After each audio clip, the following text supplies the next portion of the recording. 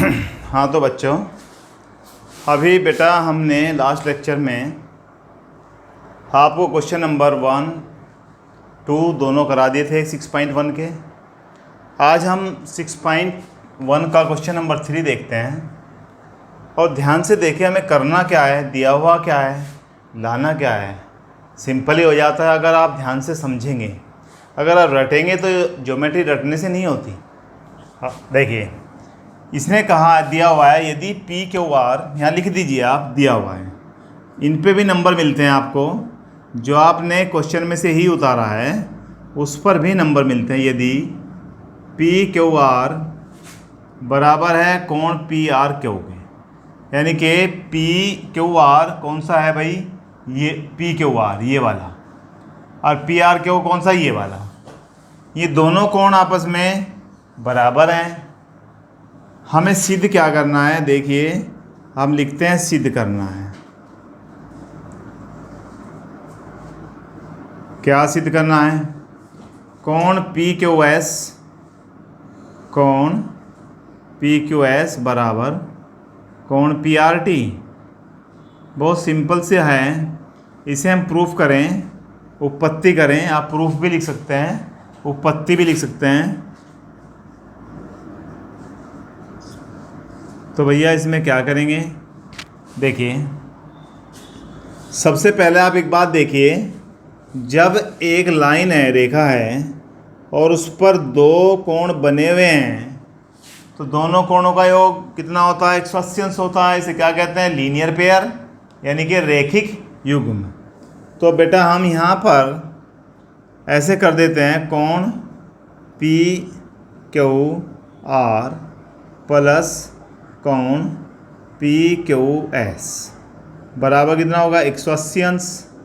आप इसके सामने लिख दीजिए रैखिक युग्म, ऐसे भी लिख सकते हैं, पूरा भी लिख सकते हैं, या आप लीनियर पेयर भी लिख सकते हैं। पूरा लिख दो रैखिक युग्म।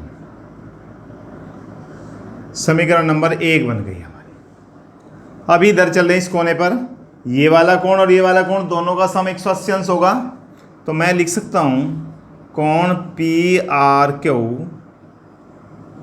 प्लस कोण, बहुत आसान सा क्वेश्चन है, पी आर टी बराबर 180 अंश। ये भी रैखिक युग्म ही है, इसे 2 लिख दीजिए आप।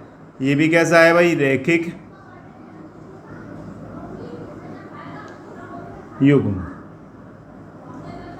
अब बेटा देखो ये भी 180 अंश है, ये भी 180 अंश है, तो इधर वाला हिस्सा और इधर वाला हिस्सा दोनों बराबर हो जाएगा।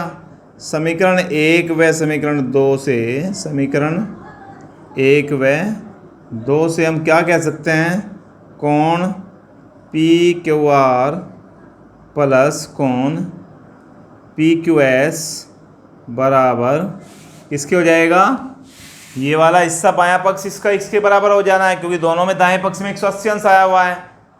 इसमें क्या है, देखिए ये वाला P R Q plus P R T. तो बेटा इसमें हमें क्या दिया हुआ है, P Q R P R Q के बराबर है। पी क्यू आर ये रहा, पी आर क्यू ये रहा, दोनों के दोनों कट जाएंगे आपस में, यानी कि ये दोनों आपस में क्या इक्वल है। इसको इससे काट दीजिए। आगे आप लिख सकते हैं, चूंकि कोण पी क्यू आर बराबर है कोण पी आर क्यू के, तो जो बराबर है, मान लीजिए ये भी x होता और ये भी x होता तो दोनों आपस में कट जाने थे। हमारे पास क्या बचेगा, P Q S is equal to P R T. यही हमारा सिद्ध करना था। पूरा क्वेश्चन कंप्लीट हो गया। देखो 4 लाइन में हो गया, वेरी सिंपल क्वेश्चन है, परंतु प्रॉपर्टी को याद रखिए। आप जरा थोड़े छोटे छोटे पार्ट याद कर लेंगे तो क्वेश्चन बहुत आसानी से हो जाता है। अभी बेटा ये क्वेश्चन नंबर 4, ये भी वेरी सिंपल है। देखिए इसने दिया हुआ है, हम सबसे पहले फर्स्ट टोपाल दिखते हैं भाई, फिगर बनाते हैं, उस पर भी नंबर मिलेंगे।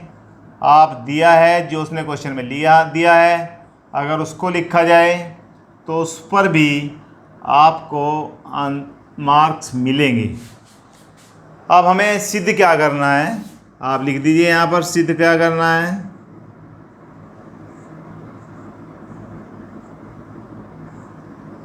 सिद्ध करना है। क्या? ए ओ बी एक रेखा है। चलो भाई आगे चलते हैं। अब आ जाइए अपनी उत्पत्ति पर। उत्पत्ति भी लिख सकते हैं इसको आप प्रूफ, इसको आप टू प्रूव लिखा जा सकता है। टू प्रूव इसको लिखा जा सकता है गिवन। भाई दिया हुआ क्या है, सिद्ध क्या करना है, प्रूफ। सिद्ध प्रूफ क्या करना है। अब एक बात देखें, अगर एक बिंदु है उसके चारों ओर चाहे कितने भी कोण बने हुए हों, सबका योग क्या होता है बेटा, 360 डिग्री होता है। तो इसका मतलब ये सारे कोण जितने भी है, एक बिंदु के चारों ओर जितने भी कोण बने हुए हैं, सबका योग कितना होता है, एक 360 अंश होता है। तो मैं लिख सकता हूँ x प्लस वाई प्लस जेड और प्लस डब्लू बराबर कितना है, 360। अब हमारे पास x प्लस वाई बराबर क्या है, डब्लू प्लस जेड। तो जहाँ पर हम लिख दें सिंस चूँकि x प्लस वाई बराबर क्या है भाई, डब्लू प्लस जेड है।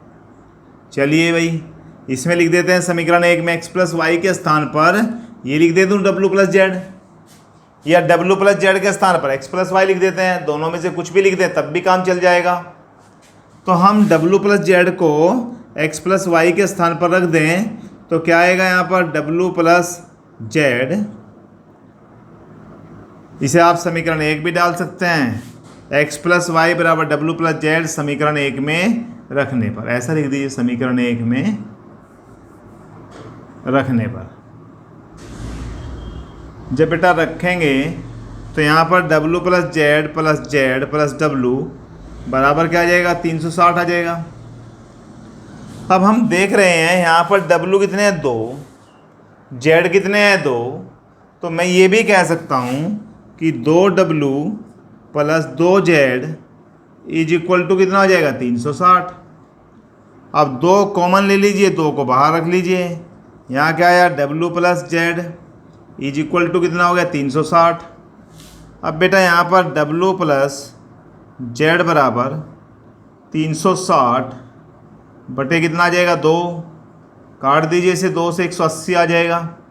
तो जब एक रेखा पर बने दो कोणों का योग 180 अंश होता है तब वह रेखा क्या होती है, वह क्या कहलाती है, एक रेखा कहलाती है। जब दो कोणों का योग क्या हो जाए, 180 अंश हो जाए, तब यह रेखा क्या कहलाएगी, ए बी क्या कहलाएगी, यानी कि हम इसे लिख सकते हैं डब्लू प्लस जेड क्या है, 180 अंश है, जो रैखिक युग्म है। जो कैसा है भाई, जो रैखिक युग्म है। भाई ये क्या है, रैखिक युग्म है। और जब कहीं रैखिक युग्म बन रहा हो तब वह क्या कहलाता है, एक रेखा कहलाएगी। इसलिए सिद्ध हो जाता है कि ए ओ बी एक रेखा है, एक रेखा है। बेटा इस बात का ध्यान रखें, जब रेखा दी हुई है उस पर बने हुए दो कोणों का योग 180 अंश होता है तो उसे रैखिक युग्म कहते हैं। जब दो कोण एक रेखा पर बन रहे और दोनों का योग 180 अंश आ जाए तो जब वे क्या बन जाते हैं, रैखिक युग्म है, तो वह लाइन क्या कहलाती है, एक रेखा कहलाती है। तो हमारे पास ए ओ बी क्या बन गया, एक रेखा। अब बेटा इस लेक्चर में क्वेश्चन नंबर 3 और क्वेश्चन नंबर 4 हो गए। नेक्स्ट लेक्चर में क्वेश्चन नंबर 5 लेते हैं। वेरी इंपॉर्टेंट क्वेश्चन है। थैंक यू बेटा।